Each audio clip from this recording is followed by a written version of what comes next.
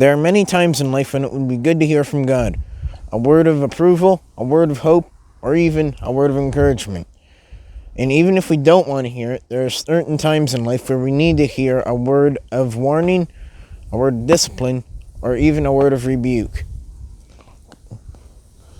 But for some reason, God remains silent, and we are left alone with our thoughts and our situation. It's amazing how quickly that loneliness can set in. Even after the greatest of victories, or the closest of encounters with God, there have been times where I've been lifted by God's powers, only to come crashing back to my reality in the next breath.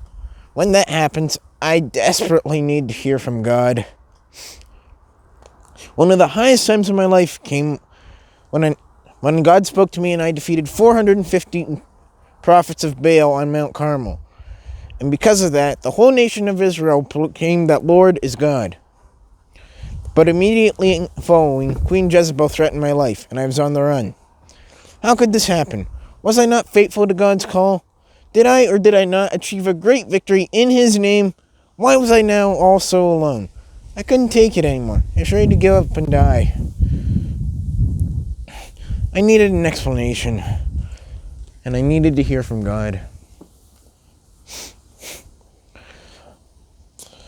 An angel of the Lord came to me and sent me on a 40-day journey to Mount Sinai, where I spent the night in a cave. It was there that God spoke to me and told me to go out and stand before Him. I didn't know it, but I was about to experience God Almighty firsthand. As I stood at the mouth of the cave, a mighty windstorm hit the mountain. I hung on with all my strength as the wind blasted the mountain, tearing rocks loose. I was in awe at the power, but God was not in the wind.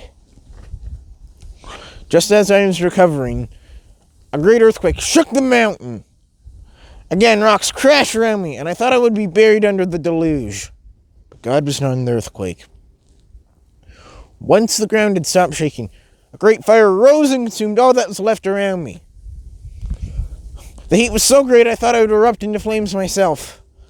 But God was not in the fire. Three awesome displays, and God was not there. Could I even hope to see in the presence of such a powerful God?